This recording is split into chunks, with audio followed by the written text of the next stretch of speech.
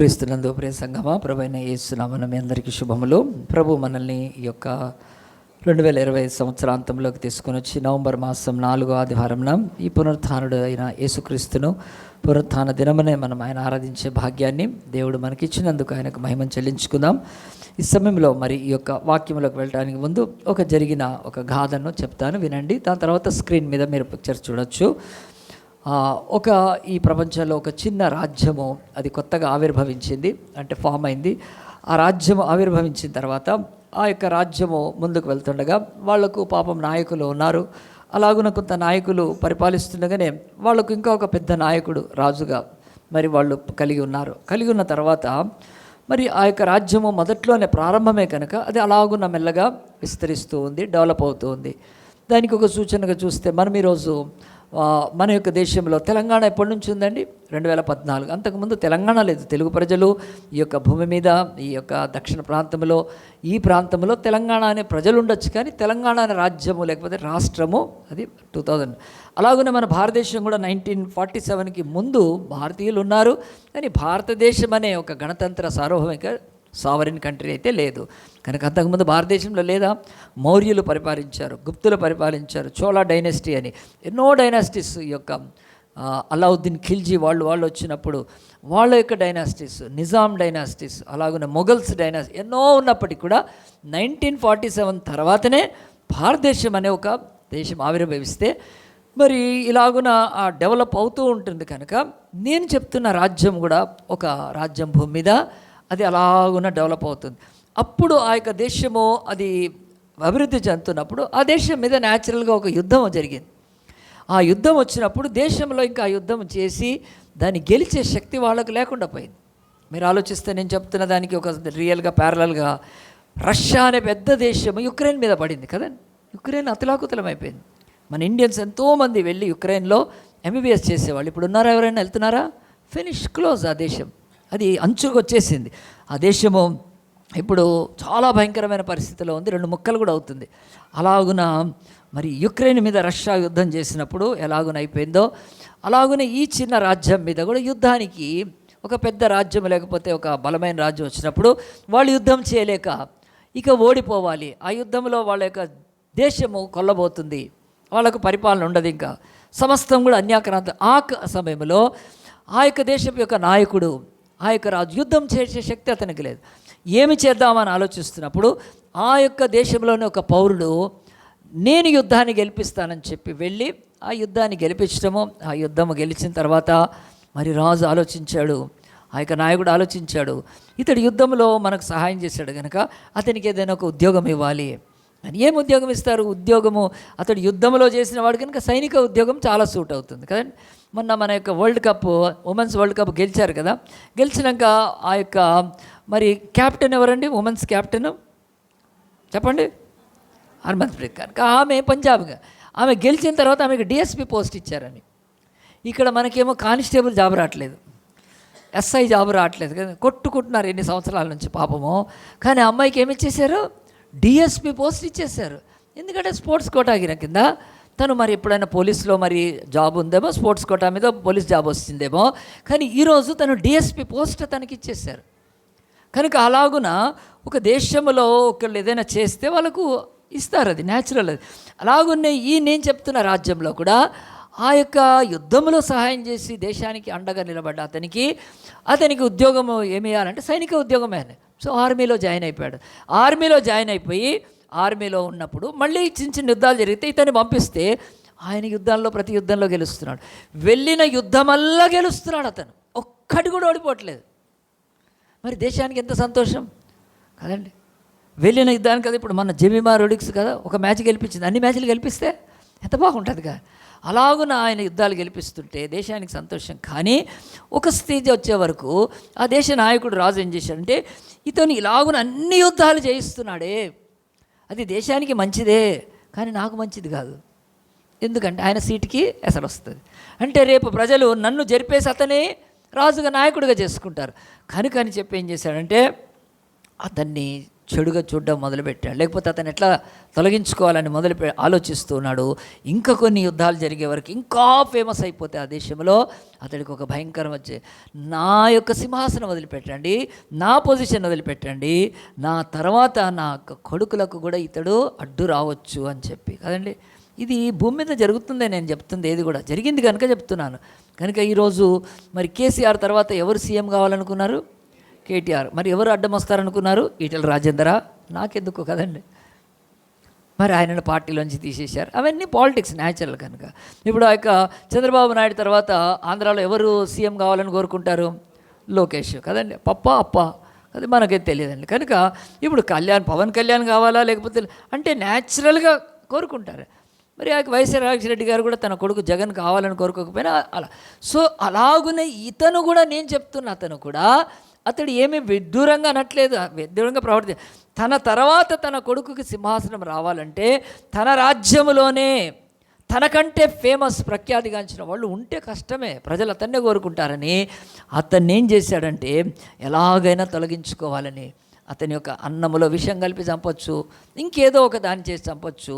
అలాగున కాకుండా ఆ నాయకుడు, ఆ రాజు ఏం చేశాడంటే అతన్ని నేరుగా చంపడానికి ప్రయత్నం చేశాడు. ఇంకప్పుడు ఆ యొక్క దేశపు పౌరుడు, నేను ఏం చేస్తే నన్ను చంపుతున్నారని చెప్పి అతడు దేశం వదిలి పారిపోయాడండి. దేశం వదిలి పారిపోయాడు. ఆ దేశాన్ని వదిలిపెట్టి ఆ యొక్క దేశంలోని అరణ్య ప్రాంతాలకు వెళ్ళిపోయాడు. ఆ అరణ్యంలో ఆయన అక్కడ ఉన్నప్పుడు ఏం చేయాలో తెలియదు కనుక ఆయనతో చాలామంది వచ్చారు ఆయన దగ్గరికి.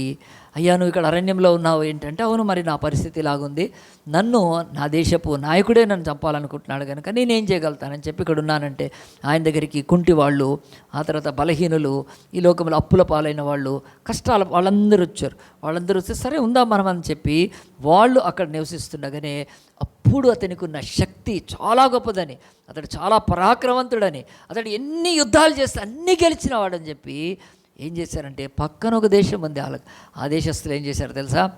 నువ్వు అడవుల్లో అరణ్యాల్లో తిరిగేది ఎందుకు, మాతో వచ్చి కలిసే కదా అని చెప్పి అతన్ని ఆఫర్ ఇస్తే అప్పుడు వాళ్ళ దగ్గరికి వెళ్ళి వాళ్ళతో యుద్ధాలతో వాళ్ళకు సహాయం చేయడానికి, తన దేశం, ఇప్పుడు మన దేశంలో ఎవరైనా సెలెక్ట్ కాకపోతే వేరే దేశానికి వెళ్తే అక్కడ సెలెక్ట్ చేస్తే అక్కడ ఆయన ఆడతారు కదా, క్రికెట్ కానీ ఇంకేదైనా. అలాగనే అతను వేరే దేశంలోకి వెళ్ళి వాళ్ళతో కలిసి ఆ యొక్క యుద్ధాల్లో ముందుకు వెళ్తున్నప్పుడు అక్కడ ఉన్న వాళ్ళు ఒక 5 నాయకులు ఏమన్నారంటే, ఇతడు మన పక్క దేశం, మన శత్రు దేశపు యొక్క మనిషి కదా, మన దేశం అతడు కాదు కనుక మనం యుద్ధాలు చేస్తుంటే ఎప్పుడైనా మనకే వెన్నుపోటు పొడిచి వాళ్ళకి సహాయం చేస్తే మనం ఓడిపోతాం, మన ప్రాణాలు పోతాయి, మన దేశం పోతుందని ఇతన్ని మన దగ్గర ఉండటానికి వీలు లేదని చెప్పి వాళ్ళు డిసైడ్ చేసి, నువ్వు వెనక్కి వెళ్ళిపో, వద్దు, మాతో వద్దని చెప్పి, చాలా శూరుడు కనుక అప్పుడు అతను ఏం చేస్తాడు పాపము, తన దేశంలోనేమో గతి లేదు, తన దేశంలో తన నాయకుడే తను చంపడానికి వెతుకుతున్నాడు, కానీ పరాయి దేశంలో వాళ్ళ దగ్గర బతకడానికి వెళితే ఇష్టం లేదు. కానీ అయినా మటుకి వాళ్ళతోటి ఉన్నప్పుడు వాళ్ళు కూడా అనుమానించినప్పుడు అతను అక్కడి నుంచి బయలుదేరి అతను వెనక్కి వచ్చేసాడు. తను ఎక్కడైతే స్థావరం పెట్టుకున్నాడో, తను ఎక్కడైతే తను నివాసం చేస్తున్నాడో కొద్ది కాలమో ఆ స్థావరానికి వచ్చాడండి. ఆయన అక్కడికి వచ్చినప్పుడు ఆయన పరిస్థితి బహు ఘోరంగా ఉంది. అందరము మొదటి సమూయేలు గ్రంథము 30వ అధ్యాయం తీయండి. మొదటి సమూయేలు గ్రంథం తీసి 30వ అధ్యాయం తీస్తే అక్కడ రాయబడ్డ మాటలు కొన్ని నేను చదువుతాను చూడండి. ఫస్ట్ శామ్యూయల్లో మరి 30th చాప్టర్లో ఈ యొక్క మాటలు స్పష్టంగా రాయబడ్డాయి. మొదటి సమూయేలు గ్రంథము 30వ అధ్యాయంలో దేవుడి యొక్క వాక్యం చెప్తుంది, ఈ భూమి మీద మరి నేను ఇంతవరకు చెప్పిన ఆ వ్యక్తి ఎవరో కాదు, ఆ యొక్క దావీదు కనుక. అదిగో 30వ అధ్యాయంలో, దావీదును అతని జనులను 3వ దినమందు సిక్లగునకు వచ్చిరి, అంతలో అమాలేకులు దండెత్తి దక్షిణ మీద సిక్లగ మీద పడి కొట్టి దాన్ని తగలబెట్టి అని బైబిల్ చెప్తాను. చూడండి, ఇక్కడ నేను ఈ యొక్క మ్యాప్ చూపిస్తాను.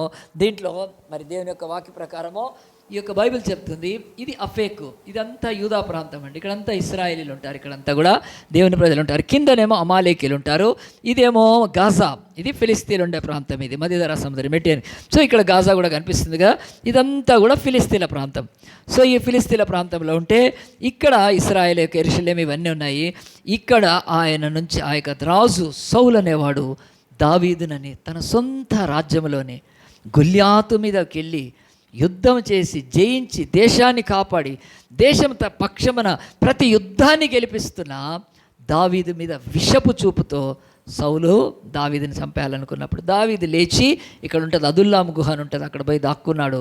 అక్కడ ఉండగానే ఈ పక్కన ఫిలిస్తీన్ల రాజులు 5 సర్దారులు ఉంటారు. వాళ్ళు ఇదిగో గాతు, ఎక్రోను, అష్దోదు ఈ యొక్క ప్రాంతంలో ఉండే సర్దారులు ఇతనికి ఆఫర్ ఇచ్చారు మొదలు. కానీ తర్వాత వద్దన్నప్పుడు అతడు అఫేకు నుంచి, ఇదిగోండి అఫేక్ ఇక్కడ ఉంది, అఫేకు నుంచి ఇలాగున ఎక్రోను దాటి గాతు దాటి ఇదిగో సిక్లగుకు వచ్చాడు. సిక్లగులో ఎవరంటే వాళ్ళ భార్యని, పిల్లల్ని, వాళ్ళందరినీ అక్కడ పెట్టి వెళ్ళాడు. కనుక ఆయన వాళ్ళు వద్దన్నప్పుడు తిరిగి వచ్చేసాడండి. తిరిగి వచ్చినప్పుడు అతను తిరిగి వచ్చే సమయానికి ఏముంది, మనం ఎప్పుడైనా ఒక ఫంక్షన్కి కానీ ఊరికి కానీ ఒక 3-4 రోజులు వెళ్ళి వచ్చిన తర్వాత మనం వచ్చే వరకు మన ఇల్లు దొంగతనమే అంటే ఎట్లుంటుందండి? ఎంత బాధ కదా. మనం తిరిగి వచ్చే వరకు మన ఇల్లు కాలిపోయి ఉంటే ఎట్లుంటుంది? తీవ్రమైన బాధల్లో బాధ. కనుక ఇతని యొక్క జీవితంలో చూడండి, ఈ యొక్క వాక్యం చెప్తుంది, నేను చదువుతాను చూడండి. ఈ యొక్క 30వ అధ్యాయంలో మొదటి సమూయేలు గ్రంథము 30వ అధ్యాయం. దావీదును అతని జనులు 3వ దినమున సిక్లగును వచ్చారు. ఎక్కడున్నారు? అంతకుముందు అఫేకులో ఉన్నారు. అంతకుముందు చాప్టర్ 29లో అదంతా రాసి ఉంటుంది. అఫేకులో ఉన్న వాళ్ళు సిక్లకు వచ్చారు. అంతలో అమాలేకీయులు దండెత్తి దక్షిణ దేశం మీదను సిక్లకు మీదను పడి కొట్టి దాన్ని తగులబెట్టి గనుల్నేమి అల్పుల్నేమి అందులో ఉన్న ఆడవారందరినీ చెరపట్టుకొని చంపక వారిని తీసుకొని వెళ్ళిపోయి ఉండిరి. ఎంత భయంకరమండి. దావీదును అతని జనులు పట్టణమునకు వచ్చి అది కాల్చబడి ఉంటాయు, తమ భార్యలు, కుమారులు, కుమార్తెలు చెరలోనికి పోయింటే చూచి, చూడండి ఎట్లా తగలబెట్టేసేసారు. సిక్లకు మొత్తం తగలబడిపోయింది. దావీదుకి తెలీదు, దావీదు లేనప్పుడు అక్కడ ఆయన శూరుడు, ఆయనతో పాటు ఉన్న వాళ్ళు కూడా మంచి యుద్ధం చేయగలుగుతారు. కానీ ఆయన అఫేకులో ఫిలిస్తీన్ల సర్దారులకు హెల్ప్ చేయడానికి వెళ్ళాడు. అసలు వాళ్ళతో కలిసే మనసేమీ లేదు ఆయనకు. కానీ ఆ కష్టకాలం కనుక ఎందుకు ఖాళీగా ఉండాలని వాళ్ళు పిలిస్తే వెళ్తే మళ్ళీ వాళ్ళే వద్దన్నారు. అప్పుడు అతను దుఃఖంతో అయ్యో నా పరిస్థితి ఏంటి అని మళ్ళీ వెనక్కి వచ్చే వరకు సిక్లకు తను తన భార్య, పిల్లలు, వీళ్ళందరి పిల్లలు ఆ ప్రాంతాన్ని కాల్చి పారేశారు. ఎవరు కాల్చారు?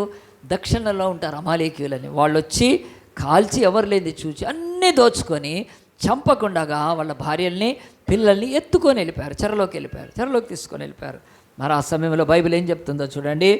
అప్పుడు 3వ వచనం, దావీదు అతని జనులు పట్టణం వచ్చేది కాల్చబంటియు తమ భార్యలు, కుమారులు, కుమార్తె చెల్లని పడి చూచి ఇక ఏడ్చుటకు శక్తి లేకపోయినంత బిగ్గరగా ఏడ్చారు. అవునండి, మనం కూడా ఏదైనా ఊరికి వెళ్ళొచ్చి ఆ తర్వాత రిటర్న్ వచ్చినప్పుడు ఎట్లా ఉంటుందండి? అంత కాలిపోయి ఉంటే. మొన్న ఆ యొక్క బెంగళూరు వెళ్ళే బస్సు కదండి, ఆంధ్రాలో కాలిపోయినప్పుడు హైవే మీద ఎట్లా ఏడుస్తున్నారండి. ఈరోజు మీడియా ఎక్కువైపోయింది, ఎన్ని ఛానల్ చూపిస్తున్నాయి, ఎంత ఏడుస్తున్నారు. మన చేవెళ్ళ రోడ్లో, వికారాబాద్ రోడ్లో 3 అమ్మాయిలు ఒకే ఫ్యామిలీలో చనిపోయి వాళ్ళ ఇంట్లో ఎట్లా ఏడుస్తున్నారు. ఆ ఏడుపు ఆగేటట్లేదు, ఎన్ని రోజులు ఏడుస్తున్నారు.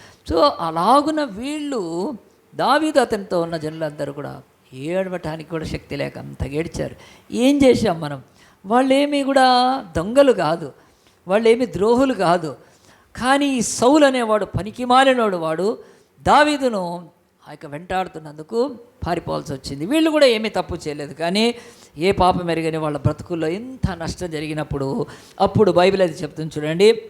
దేవుని యొక్క వాక్యము 6వ వచనంలో, దావీదు మిక్కిలి దుఃఖపడెను మరియు తమ తమ కుమారులను బట్టి కుమార్తెలను బట్టి జనులందరికీ ప్రాణం విసికినందున రాళ్ళు రువ్వి దావీదును చంపుదాం రండని వారు చెప్పుకొనగా, దేవుని యొక్క చెప్తుంది విసిగిపోయారు. అదిగో దావీదుని రాళ్ళు పెట్టి కొట్టి చంపేయాలనుకున్నారండి. ఎందుకంటే నీతో ఉన్నందుకే కదా, నువ్వు రమ్మంటేనే కదా. మేము సిక్లగ్లో ఉన్నాము, ఏదో ఇక్కడ బతుకుదాం, ఏదో ఒకటి చేసుకొని బతకచ్చు. కానీ సిక్లగ్లో ఉన్న మమ్మల్ని, మా కుటుంబాలని ఇదిగో ఈ యొక్క ఫిలిస్తీన్ల సర్దారులు పిలుస్తున్నారని వారితో కలిసి యుద్ధం చేయడానికి, వేరే యుద్ధాలు చేయడానికి నువ్వు మమ్మల్ని తీసుకెళ్ళినందుకే, కనుక ఇక్కడ మనం లేనందుకే, నువ్వు చేసిన మిస్టేక్కి ఈరోజు అన్నీ కోల్పోయామని దావీదును రాళ్ళు ఎత్తుకున్నారని. దాదాపు నాయకులందరికీ ఇది కామన్ అండి, గుర్తుపెట్టుకోండి. నాయకుల మీద రాళ్ళు ఎత్తకపోతే వాళ్ళు నాయకులు కాదు కదా. చెప్పులు ఎత్తకపోతే సరే, రాళ్ళు ఎత్తుతారండి, ఖచ్చితంగా ఎత్తుతారు. ఈ భూమి మీద మోషే మీద ఎత్తలేదా రాళ్ళు? మోషే ఎన్నోసార్లు ఎత్తి రాళ్ళు. సో ఈ భూమి మీద చెప్పులు కూడా ఎత్తేస్తున్నారండి ఈరోజు. చెప్పులు ఎత్తి నాయకులకు అది చాలా కామన్ అండి. సో ఈరోజు చర్చిలో కూడా ఎంతోమంది మమ్మల్ని నాయకత్వాన్ని వ్యతిరేకించినప్పుడు ఇది కామన్, అది తెలుసా అండి. అవి అవి అవి దానికి సిద్ధపడితేనే మేము నాయకులం కావాలి, లేకపోతే నాయకులం కాదు. ఎన్నో మాటలు బ్యాగ్గా మాట్లాడతారు, ఎన్నో మాటలు మిస్అండర్స్టాండ్ చేసుకుంటారు, ఎన్నో చేసుకుంటారు. కనుక తప్పదు. కనుక ఇప్పుడు దావీదు ఏం చేశాడండి ఆయన మీద రాళ్ళు ఎత్తుకోవటానికి? ఇంకా అప్పటికి ఆ 400 మందిని పోషిస్తున్నాడు ఆయన, ఆ 400 మందికి ఆయన సహాయం చేస్తున్నాడు. కనుక వాళ్ళు అలాగున తిరగబడ్డప్పుడు దావీదు కూడా ఏమనుకోలేదు. ఎందుకనంటే దావీదు యొక్క జీవితంలో దావీదు పారిపోలేదు, లేకపోతే వాళ్ళకి సాగిలపడి నన్ను కొట్టద్దు అని అడగలేదు. కానీ దావీదు ఒక పని చేశాడు. చూడండి, బైబిల్ స్పష్టంగా చెప్తుంది. ఇక్కడ మనకు కనిపిస్తున్నట్టుగానే స్క్రీన్ మీద కూడా చెప్పరండి. వారు చెప్పుకొనగా దావీదు తన దేవుడైన యెహోవాను బట్టి ధైర్యం తెచ్చుకున్నాడు. గట్టిగా చప్పట్లు కొట్టి దేవుని బైబిల్ చెప్తుంది, నీ పరిస్థితుల జీవితంలో ఎన్ని భయంకరమైన పరిస్థితులు వచ్చినా దావీదు ధైర్యము తెచ్చుకున్నాడంటే అతడు నిరాశ చెందలేదు. అతడు నిరాశ చెందినప్పటికీ కూడా దాన్ని గెలవనివ్వలేదు. దుఃఖము కానీ, వేదన కానీ, బాధ కానీ, కృంగిపోవడం కానీ, డిప్రెషన్ కానీ, ఆ తర్వాత చెప్పాలంటే రిజెక్షన్ కానీ, ఇంకా వెక్స్ అయిపోవడం, ఇవన్నీ మాటలు కనుక చాలామంది అడుగుతారు, ఎందుకు ఇట్లా ఏంది నా బతుకు అంటుంటారు. ఎప్పుడు అడిగినా అంటారు ఏంది నా బతికిదని. అట్లాంటి వాళ్ళకి ఇదిగో ఈ వాక్యం ఈరోజు పనిచేయాలి. నీకు దావీదు వల్ల జరిగిందా ఎప్పుడైనా? అన్నీ కోల్పోయి ఇప్పుడు ఆయన చెప్తున్నాను చూడండి. మొదటిది, తన దేశంలో మంచి ఉన్నత స్థితిలో సైన్యాధికారి వెళ్ళిన యుద్ధమల్లా చేయిస్తున్నాడు. ఎందుకంటే బైబిల్ చెప్తుంది, మీరు చదవండి బైబిల్లో, దేవుడు అతనికి తోడుగా ఉండేను కనుక అతడు అన్ని యుద్ధాల్లో వర్ధిల్లుతుండేను, జయం పొందాను. బైబిల్లో కొంచెం వెనక్కి తీయండి, 18వ అధ్యాయంలో వస్తాయి. సో అతడు అంత మంచి స్థితిలో ఉంటే సౌలు వ్యతిరేకించి అతన్ని చంపాలనుకున్నప్పుడు దావీదు ఏం తప్పు చేశాడు? ఏం చేయలేదండి. రెండవది, దావీదు అక్కడి నుంచి అరణ్యంలోకి వెళ్ళిపోయాడు. అరణ్యంలో తలదాచుకుంటున్నాడు. సౌలునే చంపాలంటే ఎంతసేపు దావీదుకి? కానీ దావీదు సౌలును చంపలేదండి. ఈజీగా చంపేసి రాజు కావచ్చు. కానీ సౌలుకి ఎందుకు భయపడి? సౌలుకు కాదు కానీ దేవుడికి భయపడి, ఇతడు అభిషేకింపబడినవాడు కదా. సౌలు తనకు తాను ఎలక్షన్లో గెలిచి రాజైనవాడు కాదు. దేవుని యొక్క ప్రవక్త సమూయేలు అతని తల మీద నూనె పోసి అభిషేకించాడు. అభిషేకం కలిగిన వాడి జోలికి వెళ్తే నా బ్రతుకుండదని దావీదు దేవుడికి భయపడి అభిషేక్తులను మనం ఏమి కూడా ముట్టకూడదని చెప్పి ఆ భయంతో ఉన్నాడు. కనుక ఈరోజు వరకు కూడా పాస్టర్లు, దేవుని సేవకులు అంటే మనుషులు ఎందుకు భయపడతారండి? దేవుడు వాళ్ళని అభిషేకించాడు కనుక వాళ్ళ జోలికి పోతే మనుషులు ఉండరు ఈ భూమి మీద, ఎట్టే పరిస్థితుల్లో ఉండరు. కనుక మరి అభిషేకం నిజమైనది ఉండాలి. ఒక పెద్ద రాజకీయ నాయకుడికి వ్యతిరేకంగా పోయినా కానీ, పెద్ద ప్రధానులకు వ్యతిరేకంగా పోయినా కానీ అది దేవుడికి సంబంధం ఉండదు. కానీ అభిషక్తులకు వ్యతిరేకంగా పోతే భూమి మీద నామరూపాలు ఉండవు. అది చాలా డేంజర్. కనుక భయపడతారు. కనుక దేవుని సేవకులైనా కానీ ఎవరైనా మతం కనుక ఆ యొక్క దావీదు మరి ఇప్పుడు అరణ్యంలోకి వెళ్ళిపోయాడు. అక్కడ తనేం చేశాడు? అక్కడ వాళ్ళు తను తప్పు చేయలేదు. అక్కడి నుంచి ఫిలిస్తీన్ల సర్దార్ దగ్గరికి వెళ్ళి అక్కడ కొంతకాలం వాళ్ళు దారినప్పుడు దావీదులో ఏ తప్పు చేయలేదండి. కనుక అతను ధైర్యం తెచ్చుకునే మాటకు నేను చెప్తున్నాను ఏంటంటే, గుర్తుపెట్టుకోండి, మన జీవితాలలో ధైర్యం తెచ్చుకొని దేవుడి దగ్గరికి ఎప్పుడు వెళ్ళగలుగుతామంటే ఈ బైబిల్ చెప్తుంది, నీ మనస్సాక్షి సరిగ్గా ఉంటే, కాన్షియస్ ఎప్పుడు సరి. చాలామంది ధైర్యం తెచ్చుకొని దేవుడి దగ్గరికి వెళ్ళలేరండి. దావీదులో ఏ తప్పు లేదు, ఏ పాపము లేదు, ఏ దోషము లేదు. అతడు రాజును ద్వేషించట్లేదు, దేశాన్ని వదిలిపెట్టలేదు, పరిస్థితులు బట్టి ఇక్కడ ఉన్నాడు. అంతేకాదు ఎలాంటి డబ్బును, ధనాన్ని ఆశించలేదు, ఎలాంటి ఆ యొక్క అధికారాన్ని ఆశ్రయించలేదు. అట్లా అని చెప్పి అమాలేకీయులైన విగ్రహారాధికులు, భయంకరమైన విగ్రహారాధుల దగ్గర పోయి చేతులు కలిపారు. వాళ్ళు ఆఫర్ చేశారు అతనికి, మాతో ఉంటే మంచిది నీకు అని చెప్పి లాకీష్ రాజు ఇన్వైట్ చేశాడు. సో దావీదులో ఏ పాపం లేదండి. ఇప్పుడు ఈ సిక్లకు కాలిపోవటానికి, ఇది బూడిదైపోవటానికి దావీదులో ఏక పాపము లేదు. కనుక పాపము లేనివాడే, ఆ యొక్క తప్పు చేయనివాడే దేవుడి దగ్గరికి ధైర్యంగా వెళ్ళగలుగుతాడు. చాలామంది దేవుడి దగ్గరికి వచ్చేందుకు ప్రార్థన చేసుకోవాలంటే అలా మనస్సు, మనసాక్షి, బతుకు, మాటలు, ఆ యొక్క క్రియలంతా కూడా ఇదిగో దావీదుకు ఉన్నట్టు ఉండవు. కనుక ధైర్యం తెచ్చుకొని వెళ్ళాడండి. వెళ్ళి ఏం చేస్తున్నాడంటే అతడు దేవుడిని దగ్గర, మరి ఆ యొక్క బైబిల్ చెప్తుంది అతడు ఇప్పుడు దేవుడి దగ్గరికి వెళ్ళాలి, ధైర్యం తెచ్చుకొని ఒకటి చేయాలి. ఏంటంటే ఏం చేయాలన్నప్పుడు మరి అప్పుడు అతనికి ఒక నడిపింపు. అక్కడ అబ్యాతారని లేకపోతే ఆ యొక్క యాజకుడు ఉన్నాడు. చూడండి ఇప్పుడు దేవుని యొక్క వాక్యంలో 30వ అధ్యాయంలో, పిమ్మట దావీదు ఏఫోదు తెమ్మని యాజకుడైన అహిమలేకు కుమారుడైన అబ్యాతారుతో చెప్పగా, అబ్యాతారు అని అక్కడ ఆ యొక్క యాజకుడి యొక్క కుమారుడు, అహిమలేకు కుమారుడు. ఎందుకంటే యాజకులు, దేవాలయం యొక్క యాజకులు ఉన్నారు కనుక ఏం తెమ్మన్నాడు? పోయి ఏఫోదు తెమ్మని. మరి ఇది నా కష్టం ఇట్లా వచ్చిందని దేవుడి దగ్గరికి వెళ్ళి ఆ యొక్క యాజకుడు ఉంటాడు కనుక యాజకుడికి ఆయన చెప్పుకోలేదు. యాజకుడికి పోయి నా పరిస్థితి ఇట్లా అయిపోయింది, ఇదిగో చూస్తే సౌలు వ్యతిరేకిస్తున్నాడు, ఆ తర్వాత ఈ యొక్క ఫిలిస్తీన్ల యొక్క సర్దారులు వాళ్ళు నన్ను వదిలిపెట్టేశారు, నేను ఏ పాపం చేయలేదు, ఇదిగో సిక్లగ్లో ఉన్న మమ్మల్ని అమాలేకీలు వచ్చి మొత్తం కాల్చి తీసుకెళ్ళిపోయారు. ఓ అహిమలేకు, అబ్యాతారు నా కొరకు ప్రార్థన చేయమని అడగలేదండి. వాళ్ళు ఏమన్నాడు, పోయి ఏఫోదు తీసుకొని రమ్మన్నాడు. ఏఫోదు అంటే ఏమిటి? ఏఫోదు అది కేవలం యాజకులు మాత్రమే వేసుకోవాలి కదండి. కనుక మీరు ఎంతమంది మొన్న ప్రత్యక్ష గుడారానికి వచ్చారండి? చర్చి తీసుకెళ్తే చేతులు ఎత్తండి, బాగా ఎత్తండి. మిగతా వాళ్ళకి ఏమైందండి? మీరు ఆలోచించండి. ఈ చర్చ ఏదైనా నేర్పిస్తే నేర్చుకోండి. యాజకుడి యొక్క వస్త్రాలు వేసుకొని ఒక బొమ్మ రూపంలో ఇలాగున వాళ్ళు మెషిన్ ఆపరేట్ చేస్తే ఇలాగున వచ్చి ధూపం వేసేది. మేమందరం మొన్న బయట చూసాం. ఇప్పటికీ చర్చ్ 3 times తీసుకెళ్ళి. ఏఫోదంటే ఆ యొక్క ఎర్రిమొహం పెడుతున్నారు చాలామంది క్రిస్టియన్స్. అసలు బైబిల్లో ఏఫోదంటే ఏంటో తెలియదు, కానీ క్రిస్మస్ ట్రీ తెలుసు కదా, శాంతాక్లాస్ తెలుసు కదా. శాంతాక్లాస్ని ఏమంటారు? క్రిస్టియన్స్ యొక్క పోతరాజు. అంతే. వాడేమో బట్టలు వేసుకోడు, కట్రాయర్ వేసుకొని ఎగురుతూ ఉంటాడు పోతరాజు అవి పూసుకొని. వీడేమో మొత్తం టోపీ పెట్టుకొని ఎర్ర బట్టలు వేసుకొని ఎగురుతుంటాడు. No difference. ఆ పోతరాజుకి మన తెలంగాణలో, ఆ యొక్క శాంతాక్లాస్కి ఏమి తెలియదు. ఇవే తెలుసు క్రిస్టియన్స్కి. ఈరోజు క్రిస్టియానిటీ లాస్ట్కి వచ్చేసింది. మనలాంటి చర్చెస్ తప్ప మిగతా వాళ్ళకి అసలు ఏ పోదంటే ఏంటి? ఈరోజు ఒక కుక్, ఆ యొక్క చెఫ్ వేసుకుంటే ఏం వేసుకుంటాడు? అతను అప్రాన్ వేసుకుంటాడు. ఒక నర్స్ ఏం వేసుకుంటుంది తెలుసు. ఒక డాక్టర్ ఏం వేసుకుంటారు తెలుసు. ఒక డ్రైవర్ ఏం వేసుకుంటారు. ఎంతోమంది ఉన్నాయి డ్రెస్సులు ఈ లోకంలో. మిలిటరీ, పోలీస్, ఎన్నో ఉన్నాయి. కనుక కానీ ఒక క్రైస్తవుడికి ఏ పోదంటే ఎందుకు తెలియదంటే వాళ్లకు బైబిల్ స్టడీలు ఉండదు. కానీ బైబిల్ స్టడీ చేసే చర్చెస్లో ఆ బిడ్డలకు ఏ పోదంటే తెలుస్తుంది. యాజకుడి గురించి, దేవాలయం గురించి, ప్రభువు రాకముందు భూమి మీద ఉన్న ఇశ్రాయేల్ యొక్క దేవాలయం గురించి ఈ చర్చ్ 3 సార్లు చెప్పాను నేను యూట్యూబ్లో మీరు వెళ్ళి చూడండి. యాజకుడి వస్త్రాలు ఏమిటి కదా. మొన్న రీసెంట్గా 15th ఆగస్టుకి ఈ చర్చ్ సెమినార్ చేసింది. మీరు ఎవ్వరు రావట్లేదు. మీకు ఆ ఏఫోదు గురించి తెలియకపోతే తెలిసే అవకాశమే లేదు. కనుక ఆలోచించండి. లోకంలో దేవుడి వాక్యము మనకు జ్ఞానం.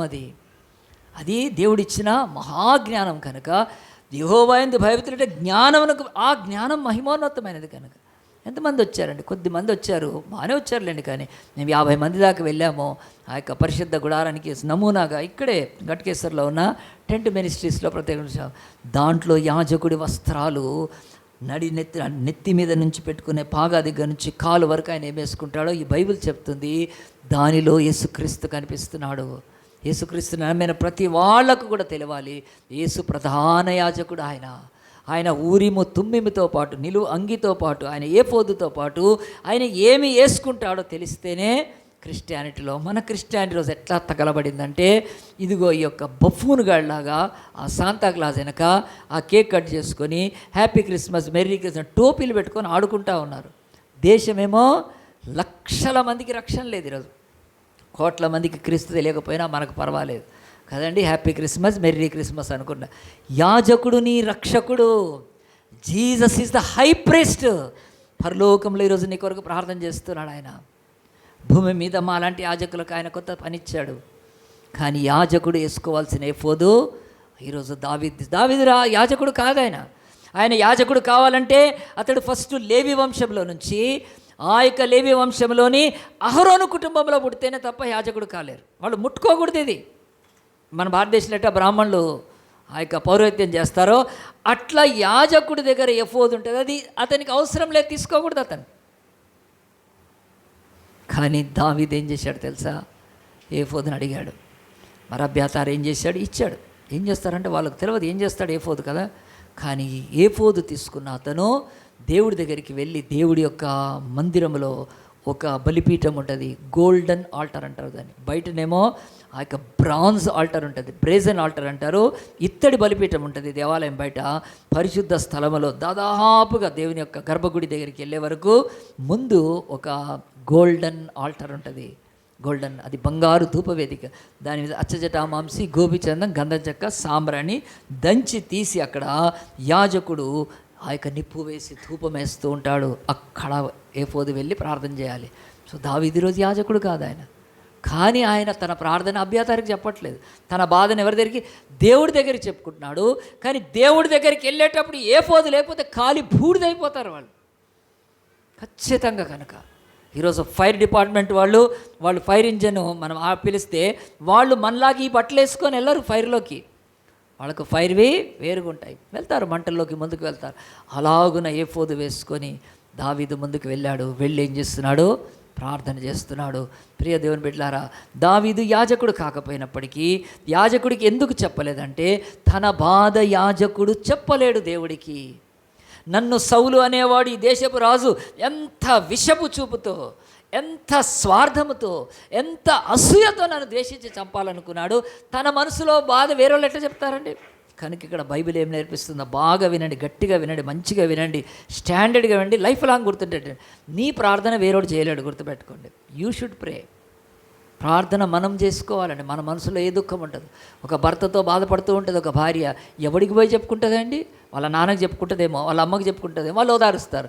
కాదే పోలీస్ స్టేషన్లో కేసు పెడదామంటారు, లాయర్ను అంతే. కానీ నీ మనసులో గుండెలో బాధ దేవుడికి నువ్వు చెప్పుకోగలుగుతావు.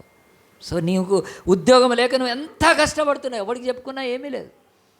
నీ ట్రైనర్కో నీ కోచ్కో చెప్తే ఇంకా మంచిది చదువు, ఇంకా మంచిగా నేను చెప్తానని చెప్తాడు తప్ప నీవు ఉద్యోగం లేక నువ్వు పడుతున్న బాధ వాళ్ళకేం తెలుస్తాను. ఒక పిల్లలు లేని ఆ యొక్క గుడ్రాలుగా గుడ్డుపోతుకున్న వాళ్ళ బాధ ఎవరికి చెప్పుకుంటారండి? పోయి ఫర్టిలిటీ సెంటర్కి పోయి అక్కడున్న డాక్టర్కి చెప్పుకుంటే అవునమ్మా నీ బాధ ఇట్లా ఉంది, నీ ఆరోగ్యం ఇట్లా బాగాలేదు, నీ హెల్త్ ఏదో చెప్తా తప్ప నీ బాధ ఆమె పంచుకోలేదు. కనుక దేవుడు అన్నాడు, దావీదు ఎందుకు ప్రార్థన చేశాడంటే ఏఫోదు వేసుకొని, దేవా నా బతికేంటో నీకు తెలుసు, నువ్వు నాన్న ఆలకించాను, నాకు ఇంకెవ్వరు అక్కర్లేదు, నాకు అసలు యాజకుడు అక్కర్లేదు, అతనికి తెలియదు నా బాధ. సిక్లకంతా కాలిపోయింది, భార్య పిల్లలందరిని ఎత్తుకొని పోయారు, ఇంకా నా బతికెందుకు, సూసైడ్ చేసుకోవాలి, అసలు అది ఊరి పెట్టుకొని సావాలి, అంత బాధ. కానీ దేవుడి దగ్గరికి వెళ్ళి ఏఫోదు పెట్టుకొని తీసుకెళ్ళి, దేవా నేను ఏం చేశాను తప్పు, నా బతుకులో ఈ కష్టాలేంటి, కన్నీరేంటి అని అతడు వెళ్ళి దేవుడి దగ్గరికి అడిగినప్పుడు ఏమడిగాడో చూడండి. దేవుని యొక్క వాక్యంలో 30వ అధ్యాయంలో 7వ వచనం, పిమ్మట దావీదు ఏఫోతేమని యాజకుడైన అహీమెలెకు యాజకుడైన చెప్పగా అబ్యాతారు ఏఫోదు దావీదును తీసుకుని వచ్చాను. 8వ వచనం, నేను ఈ దండును తరిమిన ఎడల దాన్ని కలుసుకొందునా అని యెహోవా యొద్ద దావీదు విచారణ చేయగా, యెహోవా తరుము, నిశ్చయముగా నీ వారిని కలుసుకొని తప్పక నీ వారందరినీ దక్కించుకొని సెలవిచ్చాను. గట్టిగా చెప్పలు కొడదామండి. ప్రార్థన విశ్వాసంతో చేసిన దేవుడు ఎప్పుడైనా ఆలకిస్తాడని. గ్రేట్ ఫెయిత్ ఉంది అతనికి, గ్రేట్ హోలీనెస్సే కాదు, గ్రేట్ కాన్సక్రేషనే కాదు, అతనికి ఒకటి ఉంది ఏంటంటే దేవుడు నాకు జవాబిస్తాడు. సౌలు రాజు ఇవ్వకపోవచ్చు, వాళ్ళ దేవుడు ఫిలిస్తీన్ల రాజులు ఇవ్వకపోవచ్చు, అప్పుడు ఐగుప్తు రాజ్యం ఉంది, ఎవడైనా దావీదుని చేర్చుకుంటాడండి, ఎవరి దగ్గరికి వెళ్ళట్లేదు. నా దేవుడు నాకు జవాబిస్తాడని పోయి ఫెయిత్తో ప్రార్థన చేసినప్పుడు దేవుడికి ఎంత ఇష్టమండి. దావీదు నిన్ను అందరు వదిలిపెట్టినా నేను నిన్ను వదిలిపెట్టలేదు, దావీదు నువ్వు కూడా నన్ను వదిలిపెట్టేవాడో కాదని దేవుడు సంతోషంగా అతనికి జవాబిచ్చాడు, వాగ్దానం ఇచ్చాడు. గో, నేను ప్రామిస్ చేస్తున్నాను నీకు, దేవుడు నీకు సమస్తం ఇస్తా అన్నప్పుడు అప్పుడు దావీదు ఏం చేశాడండి, అతను లేచి అతను బయలుదేరుతున్నాడు. చూడండి, ఈ యొక్క మ్యాప్లో చూపిస్తాను నేను.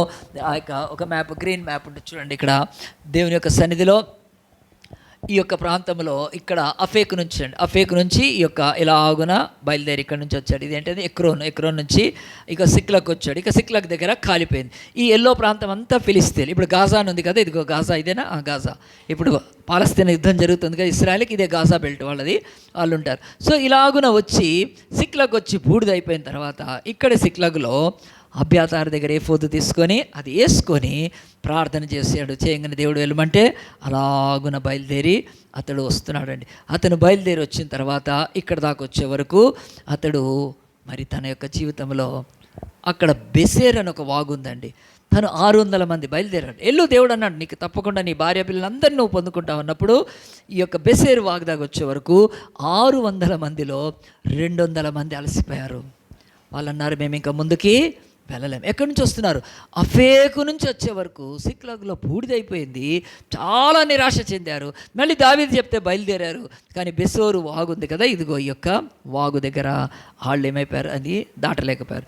వాళ్ళు దాటలేకపోయి అక్కడ ఉండిపోయినప్పుడు ఈ బైబిల్ చెప్తుంది మిగతా 400తో ముందుకు వెళ్తున్నారు. ఎట్లా, ఎక్కడున్నారు ఇప్పుడు మా భార్య పిల్లలు ఎక్కడున్నారు, ఎటు వెళ్ళిపోయారు వాళ్ళు అని చెప్పి ఈ గ్రీన్ ప్రాంతం అంతా కూడా ఇదిగోండి ఈ యొక్క యూదా ప్రాంతము, అమాలేకీల ప్రాంతం, అది పైన యూదా, ఇది కింద అంతా కూడా అమాలేకీల ప్రాంతం. ఇంకా కిందికి వస్తే ఫుల్గా ఈ గ్రీన్ ఏరియానంతటినీ దోచేసుకున్నారు వాళ్ళు వచ్చి అమాలేకీలు. ఇశ్రాయేల్ యొక్క దక్షిణ భాగంలో పూర్తిగా దోచుకొని వెళ్ళిపోయారు. అప్పుడు ఈ యొక్క దావీదు ఏం చేయాలి, ఎక్కడుంటారు?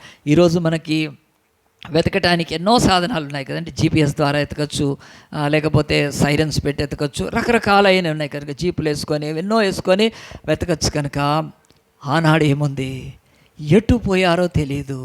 ఈనాడున్న ప్రయాణ సాధనాలు కానీ టెక్నాలజీ ఏదీ లేదు కదా. ఎక్కడ పోయి ఉంటారు? పాపం ఏం చేయాలి? కానీ దేవుడైతే ఇస్తాడు కదా. ఆ ఫెయిత్తో ముందుకు వెళ్తున్నప్పుడు కొద్ది దూరం వెళ్ళిన తర్వాత ఒక ఐగుప్తుడు అక్కడ పడి ఉన్నాడండి. ఒకడు బాగా కొట్టబడ్డట్లు కూడా బాధపడి పడి ఉంటే వాడిని ఇశ్రాయేల్ సైన్యం అంటే దావీదు దగ్గర ఉన్న సైన్యం ఏం చేస్తారంటే వాడిని తీసుకొని అరే వాడు దొరికాడని చెప్పి వాడు చాలా కొన ఊపిరితో ఉన్నాడు. వాడిని దావీదు దగ్గర తీసుకొచ్చారు. దావీదు అడిగాడు, నువ్వెవరు అంటే వాడు చెప్తున్నాడు. ఏమని చెప్తున్నాడు అంటే, నేను ఐగుప్తుని, కానీ ఒక అమాలేకీయుడు నన్ను కొనుక్కున్నాడు, నేను అమాలేకీయుడికి బానిసను, నేను స్లేవ్ని.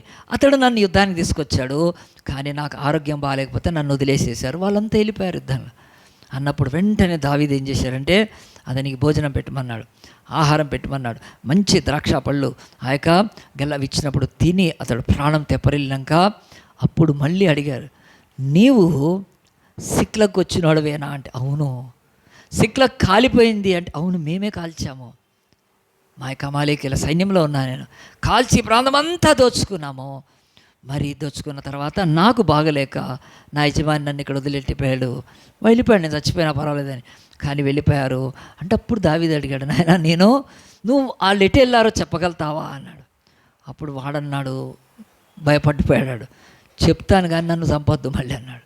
నన్ను చంపొద్దు, లేదంటే నన్ను నా యజమానికి అప్పచెప్పొద్దు, నేను స్లేవ్ని కనుక, నేను ఒక బానిసని కనుక అప్పచెప్పొద్దు అంటే దావీదు ప్రామిస్ చేశాడు, నీకు ఆ పని మాకు దారి మాత్రం చూపించు అంటే వెంటనే ఆ యొక్క ఐగుప్తుడిగా పుట్టి అమాలేకుడికి బానిస అయిపోయిన ఈ యొక్క ఒక బలహీనమైన సైనికుడు వాడిని తీసుకొని అలాగున వెతుక్కుంటూ వెళ్ళారండి. వెతుక్కుంటా వెళ్తే చెప్పాడు కరెక్ట్గా ఒక చోట ఒక ప్లేస్లో బైబిల్లో రాయబడింది. అక్కడ వాళ్ళు ఏం చేస్తున్నారంటే మంచిగా తిని తాగుతూ ఉన్నారు దోపుడు సొమ్ముతో. చూడండి దేవుని యొక్క వాక్యంలో ఇక్కడ రాయబడి ఉంటుంది.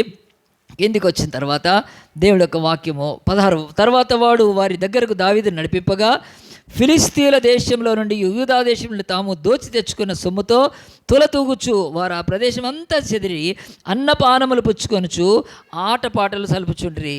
ఏం చేస్తున్నారు? యుద్ధాలు అయిపోయినాయి, అన్నీ సంపాదించుకున్నారు, కొల్ల సొమ్ము తెచ్చుకున్నారు కనుక ఫుల్ పార్టీ చేసుకుంటున్నారు. మంచిగా పార్టీ చేసుకుంటూ ఉన్నప్పుడు దావీదు వెంటనే ఏం చేశారు తెలుసా? తన సైన్యానికి చెప్పారు, కాముగా ఉండండి, ఇప్పుడు మనం యుద్ధం చేయొద్దు. దావీదు యుద్ధ ప్రవీణుడు అండి, చాలా స్ట్రాటజిక్తో చేస్తాడు, నైపుణ్యం గలవాడు, చాలా గొప్పవాడు. దావీదుకున్న ఆ యొక్క క్రెడిట్ బైబిల్ ఎంతోమందికి లేదు.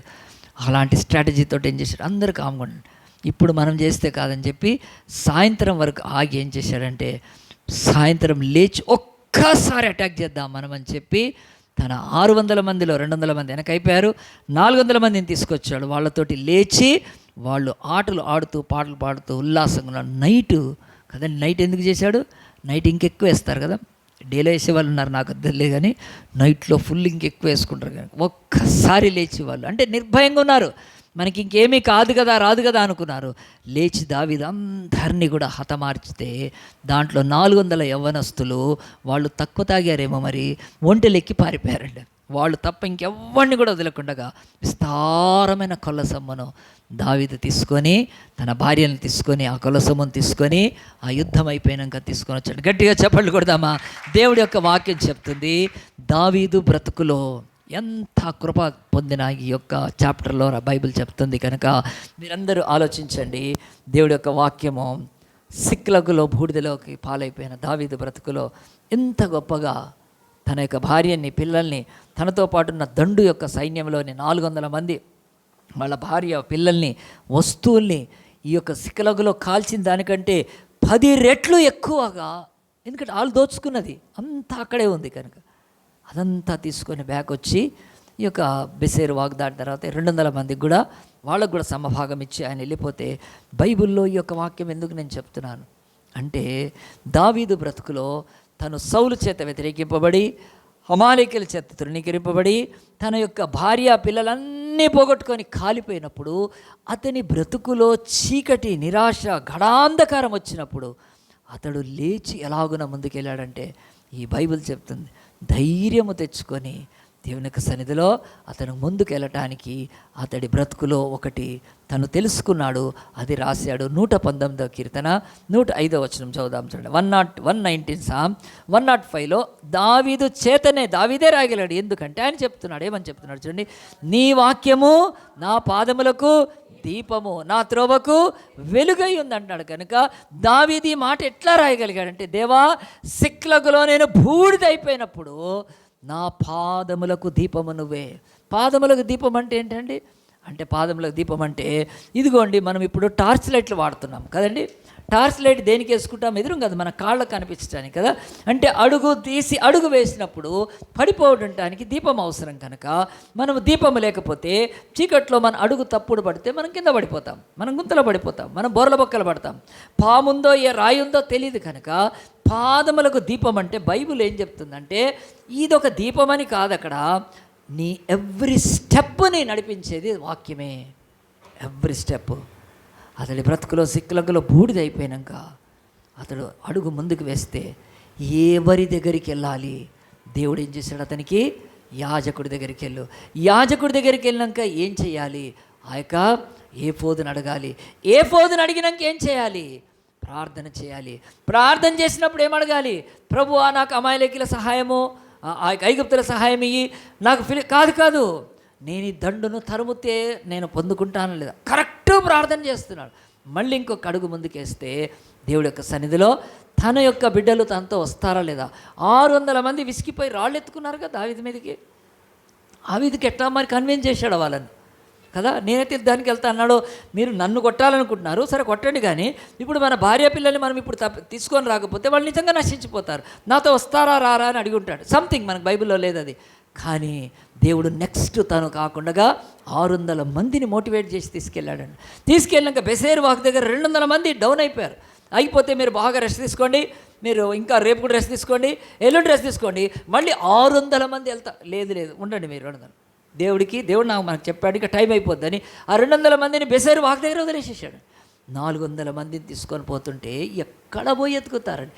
అడుగు తీసి అడుగు వేస్తే ఐగుప్తుని దేవుడు దొరికిచ్చాడు. ఆడబడి ఉన్నాడు కనుక అక్కడ వాడిని తీసుకొని చంపడం ఏం చేయలేదండి. వాడిని తీసుకొని ఆహారం పెట్టి వాడికి మంచి ద్రాక్షరసము ఇవన్నీ ఇచ్చి బలపరిచి వాడి నుంచి ఇన్ఫర్మేషన్ అడుగునా నా పాదములకు దీపము అంటున్నాడంటే అడుగుకి.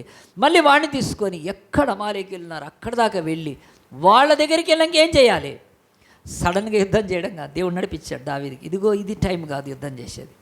ఇప్పుడు వాళ్ళు తిని ఉన్నారు, డేలో ఉన్నారు కనుక ఎక్కువ ఫైటింగ్ అయితే మనం చాలా తక్కువ మంది ఉన్నాం కనుక ఓడిపోతాం. దావీదు అన్నాడు కామ్గా ఉండండి, నైట్ కానివ్వండి, వాళ్ళకి తెలియదు మనం వచ్చినట్టు. కనుక నైట్ ఒక్కసారి చీకట్లో దాడి చేస్తే మొత్తాన్ని చంపేసేసి హతమార్చి అన్నీ తెచ్చుకున్నాడు. దేవుని బిడ్డలారా, బైబిల్లో ఈ మాటలు ఏం చెప్తున్నాయంటే, నా పాదములకు దీపం అంటే మన కాళ్ళకి ఈరోజు టార్చ్ లైట్లు వచ్చినాయి కదండి, టార్చ్ లైట్ వేసుకుంటారు. కానీ ఆనాడు దీపం అంటే నీ ఎవ్రీ స్టెప్కి నీ లైఫ్లో ఇప్పుడు ఉన్నావు, నెక్స్ట్ ఏం వేయాలి కదా, నెక్స్ట్ ఏం చేయాలి, అడుగు నడిపించేది ఈ భూమి మీద దేవుని వాక్యమే మనుషులకు. కనుక ఆయన ఎంత చక్కగా ఆ మాట చెప్తున్నాడు. ప్రియ దేవుని బిడ్డలారా, ఈ బైబిల్లోంచి ఆలోచించండి. మన జీవితాలలో దేవుడి వాక్యం ఈరోజు ఎలాగుంది? పాదములకు దీపమై ఉంది. కనుక సిక్లగులో అతడు సూసైడ్ చేసుకోవాలి, సిక్లగులో అతడి యొక్క ప్రాణాన్ని వదిలిపెట్టాలి, సిక్లగ్ నుంచి పారిపోవాలి. కానీ దేవుడు అంటున్నాడు అతని ప్రాణం కాదు, అతడి రాజ్యాన్ని కూడా కాపాడే దేవుడు. దావీదు హృదయాన్ని లేవనెత్తలేదా? దావీదు మనసును లేవనెత్తలేదా? కనుక నేను జరిగిన ఒక ఇలస్ట్రేషన్ చెప్తాను. ఒక బ్రిడ్జ్ మీద ఒకతను వచ్చాడు. ఏం చేయాలనుకున్నాడు అంటే సూసైడ్ చేయాలనుకున్నాడు. ఎందుకు సూసైడ్? అతని జీవితంలో చాలా కష్టాలు ఉన్నాయి. కానీ సూసైడ్ చేసుకుంటే ఆ దేశంలో ఎవరైనా చూస్తే అక్కడ వాళ్ళు కూడా ఉంటారు, అంటే ఆ యొక్క గాడ్స్ ఉంటారు. ఆ నీళ్ళల్లో దుంకితే నీళ్ళల్లోంచి బయటికి తీస్తారు, తీసుకొచ్చి మంచి టవాల్ ఇచ్చి తుడిచి, నాన్న తండ్రి నువ్వు నీళ్ళలో దుంకావు కదా అని మంచిగా తుడిచి వేడి కాఫీ ఇచ్చి ఇంటికి పంపించరు, తీసుకుపోయి లోపడేస్తారు. ఎందుకంటే సూసైడ్ అది నేరం అది కనుక ఏం చేశాడంటే చూస్తూ ఉన్నాడు, నేను దుంకితే ఎవరన్నా మళ్ళీ బయటికి తీస్తారు, ఇంకా ఇప్పుడు కాదని చీకటి పడే వరకు ఆగుతున్నాడు. సో చీకటి పడే సమయంలో ఆ బ్రిడ్జ్ మీద దుంకాలనుకుంటే ఇంత లోపల చీకటి పడుతుంది, ఇంకా పడలేదు. ఒక ఆయన వచ్చాడు. అక్కడ వచ్చి ఆయన ఏం చేశాడంటే ఆయన పల్లీలు అమ్మడమో లేకుంటే ఒక కరపత్రాలు ఇస్తున్నాడు, అందరికి ఇస్తూ ఉన్నాడు, గాస్పల్స్ ఇస్తున్నాడు. తీసుకుంటున్నారు, వెళ్ళిపోతున్నారు, కొంతమంది పడేస్తున్నారు, కొంతమంది తీసుకోవట్లేదు. కానీ ఇతను కూడా దూరం నుంచి అమ్మో నన్నేమో అనుకుంటాడని వెళ్ళి అతని దగ్గర ఆ కరపత్రం తీసుకున్నాడు. కానీ ఏం చదవట్లేదు, దూరంగా వెళ్ళిపోయాడు. ఎప్పుడు జనసందోహం తగ్గిపోతుందో, ఎప్పుడైతే ఇక మనుషులు ఎవరు బ్రిడ్జ్ మీదగా ఉండరో అప్పుడు దుంకి చచ్చిపోవాలనుకున్నాడు. ఆ టైంలో ఈ కరపత్రాలు పంచి ఒక మంచి ఎవాంజలిస్ట్ దేవుని సేవకుడు చూస్తున్నాడు. ఎందుకో డౌట్ వచ్చింది, ఇతను ఎప్పుడో వచ్చాడు, ఇక్కడే ఉన్నాడు, ఇక్కడి నుంచి వెళ్ళట్లేదు. సరే ఎవరు కొంచెం వెయిట్ చేస్తుండొచ్చు ఇంకేదని అనుకున్నాడు. కానీ అన్ని ఇక చీకటి అలాగున సంధ్య వేళ చీకటి కాగానే అప్పుడు ఇతనికి ఎందుకు అనుమానం వచ్చింది. అందరు వెళ్ళిపోయిన తర్వాత ఆ యొక్క సూసైడ్ చేసుకున్న అతను వచ్చి ఆ బ్రిడ్జి రైలింగ్ మీద ఎక్కి దుంకబోతే స్పీడ్గా వచ్చి తను పట్టుకొని ఎందుకు నువ్వు చచ్చిపోవాలంటే, నా బ్రతుకులో చాలా బాధలు ఉన్నాయి, కష్టాలు, నేను చచ్చిపోవాలంటే నువ్వు చావనవసరం లేదు. నీ కిందాకి ఇచ్చిన కరపత్రాలను నువ్వు చూసావా, నీ కొరకు ఒక ఆయన చనిపోయాడు, ఆయన నీ కష్టాలను తీరుస్తాడు. ఎవరు ఆయన అంటే అదిగో కరపత్రంలో ఉంది కదా, ఆయన యేసుక్రీస్తు. నువ్వు నా చావనక్కర్లేదు, నువ్వు నీళ్ళలో పడి చచ్చిపోతాను, కానీ ఆయన 6 గంటలు రక్తం కారుస్తూ ప్రాణం పెట్టి నీ కష్టాలు బాధల కొరకు, నీ శాపం కొరకు, నీ మరణాన్ని కూడా ఆయన భరించాడు. అంటే అతని యొక్క హృదయంలో ఈ గాస్పెల్ ఎంత ఇదిగా అంటే, నా కొరకు చచ్చిపోయాను, నన్ను అందరూ చావు చావు చావు అంటున్నారే తప్ప నా కొరకు చనిపోయి నన్ను బ్రతుకునే వాళ్ళు ఎవరైనా ఎవ్వరు లేదు. ఈయన ఉన్నాడు, యేసుప్రభు చెప్తున్నాను, చావనక్కర్లేదు అని చెప్పినప్పుడు అతను ఆ సువార్త విని ఊరట తెచ్చుకొని అక్కడి నుంచి పక్కకి తీసుకొని వెళ్ళిపోయాక అతడు దేవుని యొక్క వాక్యంలో ఉన్న ఆ యొక్క 2 కొరింథీ 5:17 ఉంటుందండి. దాని మీదనే కరపత్రం ఆయన రాసి ఉంటాడు. కనుక ఆయన చదవండి ఎవరైనా, ఇక నువ్వు జీవించువారు తమ కొరకు కాక తన కొరకు మృతి పొంది తిరిగి లేచిన ప్రభు కొరకు జీవించమని వాక్యం ఉంటుంది. మనందరి కొరకు మరణించాడు ఆయన, కనుక ఇతని కొరకు కూడా మరణించాడని అతను తెలుసుకొని ఆ వాక్యాన్ని బట్టి అతడు మారు మనసు పొంది రక్షణ పొంది తన సూసైడ్ టెండెన్సీలోంచి బయటకు వచ్చాడండి. ప్రియ దేవుని బిడ్డలారా, బైబిల్ ఏం చెప్తుందంటే, ఒక మనిషిని అతని యొక్క జీవితంలో అతి భయంకరమైన వేదన కాలంలోకి వెళ్ళిన దేవుడి వాక్యం ఏం చేస్తుంది, అది బ్రతికిస్తుంది. దేవుడి వాక్యము ఊరటపరుస్తుంది, దేవుడి వాక్యము ధైర్యం ఇస్తుంది, దేవుడి వాక్యము నడిపింపిస్తుంది, దేవుడి వాక్యము శక్తినిస్తుంది, దేవుడి వాక్యము మనిషి బ్రతుకును మారుస్తుంది కదా. సో ఈ బైబిల్లో ఉన్న ఈ యొక్క ఘటన నేను ఎందుకు తీసుకొని చెప్తున్నా అంటే, ప్రియ దేవుని బిడ్డలారా, ఇక్కడ దేవుని యొక్క వాక్యము బహు స్పష్టంగా చెప్తుంది, భూమి మీద మనుషులకు ఆకలి ఉంది, దప్పిక ఉంది, వేదన ఉంది, కన్నీరు ఉంది, దుఃఖం ఉంది, భయంకరమైన ఆ యొక్క డిప్రెషన్తో బతుకుతున్నారు మనుషులు. వాళ్ళందరికీ కావాల్సిందేంటో తెలుసా అండి, ఈ వాక్యము దేవుడిచ్చాడు లోకానికి. నా బొమ్మను ఇక్కడ పెట్టండి, నా బొమ్మను అక్కడ పెట్టండి, నా బొమ్మను ఇక్కడ ప్రతిష్ఠ చేయండి, ఇంత పెద్ద బంగారు బొమ్మను పెట్టండి, దానికి ఎంత తోక పెట్టండి, ఈ దరిద్రమంతా కూడా దేవుడు లేని వాటిలో. దేవుడు ఆది యందు వాక్యం ఉండెను, వాక్యము దేవుని వాక్యమే దేవుడు, ఇది ఇవ్వండి లోకానికని దేవుడు ప్రపంచానికి వాక్కునిచ్చాడు. కనుక ఈరోజు మనము బైబిల్ సండే అని చేసుకుంటున్నాం. ఎందుకు చేస్తున్నామంటే, ఈ వాక్కు ప్రపంచంలో దేవుడు ప్రతి వారికి ఇవ్వటానికి ఇష్టపడ్డాడు. మరి ఈ వాక్యం గురించి కొన్ని మాటలు నేను చెప్పి ముగిస్తాను. ఆలోచించండి, ఈరోజు మన గురించి మన యొక్క చర్చ్ వాళ్ళకి చాలామందికి తెలుసు, అయినా మటుకు నేను ఇంకొకసారి చూపిస్తున్నాను. చూడండి, ఈ యొక్క 200 రూపాయల నోట్ ఇది. గాంధీ గారు ఇక్కడ ఉన్నాడు. హిందీ ఆ యొక్క తర్వాత ఇంగ్లీష్ ఉంటుంది. భారతదేశంలో 2 లాంగ్వేజ్ కాదు, భారతదేశానికి నేషనల్ లాంగ్వేజ్ లేదు. ఏం లాంగ్వేజ్ లేదు చెప్పండి? నేషనల్ లాంగ్వేజ్ భారతదేశానికి లేదు. కనుక మన రాజ్యాంగంలో లేదు. మీరు పోయి కావాలంటే గూగుల్ చూసుకోండి. We have no national language. కానీ we have a 22 official languages. 22 భాషలు ఉన్నాయి భారతదేశంలో. కనుక మరి దీని మీద 22 భాషలు వేయాలి, లేదండి. కానీ వెనక్కి తిప్పితే ఇక్కడ 15 భాషలు ఉంటాయి, ఇక్కడ కింద ఇక్కడ 15, కింద నుంచి రెండోది తెలుగుది ఉంటుంది, మన తెలుగు. సో భూమి మీద భారతదేశంలో 22 languages, official languages. There is no national language. ఎందుకంటే అందరూ ఒకే దేశంలో అందరికి ఒకే భాష రాదు కనుక నేషనల్ లాంగ్వేజ్ లేదు. మరి భారతదేశము ఈ సార్వభౌమ ప్రభుత్వము, సావరన్ కంట్రీ కదా, గణతంత్ర ప్రపంచంలోనే ఒక గొప్ప దేశంగా. ఈ దేశంలో భాషలు మరి 22 ఉన్నాయా? కాదు. ఎందుకంటే మనకి ఎన్ని స్టేట్స్ ఉన్నాయి ఈరోజు? 31 స్టేట్స్ ఉన్నాయి. మరి కనీసం కాదండి, మన దేశంలో 222 భాషలు ఉన్నాయి మనది, ఈ అఫీషియల్ లాంగ్వేజ్లో పెడతారు. కానీ భూమి మీద ఈ నిన్ను నన్ను చేసిన దేవుడు, దావీదుతో మాట్లాడిన దేవుడు, మనతో కూడా మాట్లాడే దేవుడు, నిజమైన సృష్టికారి దేవుడు ఈ భారతదేశాన్ని ప్రేమించి ఈ బైబిల్ని మనకి ఇండియాలో 74 భాషల్లో ఫుల్ బైబిల్ ఉందండి. ఎన్ని భాషల్లో ఉంది? 92 భాషల్లో న్యూ టెస్టిమెంట్ ఉంది. మొత్తం 166 భాషల్లో ఈరోజు బైబిల్ అవైలబుల్ ఉంది. ఎవరి ఇండియాలో? గట్టిగా చెప్పలు కొడదామా? ఇండియాలో క్రిస్టియన్సే లేరు కదా అసలు. ఎంతమంది ఉన్నారు? దేవుడు అంటున్నాడు, నా కాదు, నేను మనుషులు ఉన్నారు. కనుక మనుషులను ప్రేమించి నా వాక్యము నీ పాదములకు దీపం బిడ్డ, నీ తోవకు వెలుగు. మరణ ఛాయలలో బతుకుతున్నారు మనుషులు. చీకటి ఛాయల్లో బతుకుతున్నారు, విగ్రహాల దగ్గర ఉండే దీపాల దగ్గర బతుకుతున్నారు, కొండల మీద ఉండే ఆ యొక్క భయంకరమైన ప్రకృతి పరిస్థితులలో ఒక విగ్రహం దగ్గరికి వెళ్ళి సాగిలపడుతున్నారు, నదులలోకి వెళ్ళి మునుగుతున్నారు. అవి దేవుళ్ళు దేవతలని, చేతితో చేసుకున్న బొమ్మలను దేవుళ్ళు దేవతలని మొక్కుతున్నారు. అంతేకాదు, ఈ లోకములో వాటిని వదిలిపెట్టి ఈ బుర్ర, ఈ తెలివి, ఈ జ్ఞానము పూర్తిగా నశించిపోయి పశువును దేవుడు దేవతని నమ్ముతున్నారు. ఆవు నువ్వు దేవతవి నాకు, పాము నువ్వు నాకు దేవతవి. అయ్యో, ఏ స్థితికి వచ్చేసారంటే ఈ వాక్యము లేదు కనుక ఈ యొక్క బైబిల్ని దేవుడు వాక్యాన్ని లోకానికి ఇస్తున్నాడు. యేసు ప్రభు బొమ్మ పెట్టండి, మరియమ్మ బొమ్మ పెట్టి, దిక్కుమాలిన రోమన్ క్యాథలిక్స్ లాగా బొమ్మలు పెట్టాం మనం. వాళ్ళు యేసు ప్రభు బొమ్మ పెట్టండి, లేకపోతే ఈ యొక్క ఏ బొమ్మ పెట్టమంటున్నారు, ఈ యొక్క మరియమ్మ బొమ్మ క్రీస్తు కాదు. దేవుడు చెప్తున్నాడు, ఈ బైబిలు దేవుడు అంటున్నాడు, ఆయన ఆది యందు వాక్యము ఉండెను, వాక్యము దేవుడేను, ఆ వాక్యము కృపాసత్య సంపూర్ణ శరీరధారి మన మధ్య నివసించను. కనుక ఈ పరిశుద్ధ గ్రంథములో దావీదుకు రాశాడు, నీ వాక్యము నా పాదములకు దీపము, త్రోవకు వెలుగు. సిక్లగు కాలిపోయినప్పుడు ఆ కాలిపోయిన మంటల్లో ఆయనకు ఒకటి కనిపిస్తుంది, దేవుని వాక్యం ఇంకా దీపంగా ఉంది. ఆ దీపమైన వాక్యాన్ని పెట్టుకొని అతడు అమాలేకులను జయించి సమస్తాన్ని తిరిగి తీసుకొచ్చినట్లు ఈ భూమి మీద మనందరము కూడా మనకు కోల్పోయిన అన్నీ కూడా సంపాదించుకోవటానికి కావాల్సింది ఏంటి? వాక్యమే. ఇదిగో ఈ యొక్క 15 భాషలు అంటాం కదా, కాదు. ఈరోజు బైబిల్ 166 భాషల్లో ఉంది. ఈరోజు ప్రపంచంలో ఇది 3658 భాషలు. గట్టిగా చెప్పాలి కొడదామా? 3658 లాంగ్వేజెస్లో ఉంది. ఇండియన్ లాంగ్వేజ్లో 166 భాషల్లో ఉంటే దేవుడి యొక్క వాక్యం చెప్తుంది. మరి ఈ వాక్యానికి ఉన్న ఎంత ఇది నిమిషానికి 47 కాపీస్ డిస్ట్రిబ్యూట్ అవుతాయండి. నిమిషానికి ఎన్ని సెకండ్లు? 60 సెకండ్స్. ఇవన్నీ డిస్ట్రిబ్యూట్ అవుతాయి, ప్రపంచంలో సేల్ అవుతాయి 40. దీనికంటే గొప్ప సేల్ ఎవరికి లేదు డిస్ట్రిబ్యూషన్. అలాంటి పరిశుద్ధ బైబిల్ దేవుడి వాక్యం కనుక, వాక్యము అనే మాట 657 టైమ్స్ ఉంది బైబిల్లో. వర్డ్ అనే మాట ఎన్నిసార్లు ఉంది? 650. వర్డ్స్ అనే మాట, లేకపోతే వాక్యములు అనేది 550 ఉన్నాయి.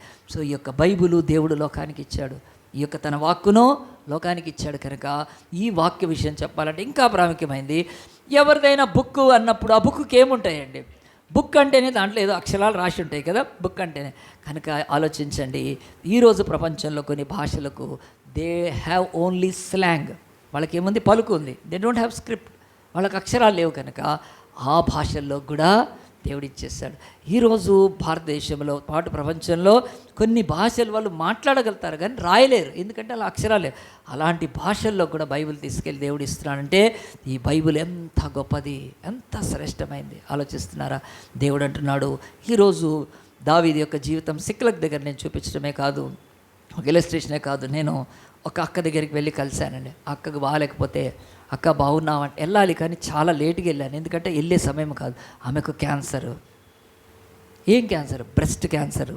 చాలా ఫైట్ చేసింది. ఆ యొక్క కీమోథెరపీ అవి థెరపీలు ఇస్తారు, కానీ ప్రాణం మాత్రం ఇది కాదు. జుట్టంతా ఊడిపోయింది.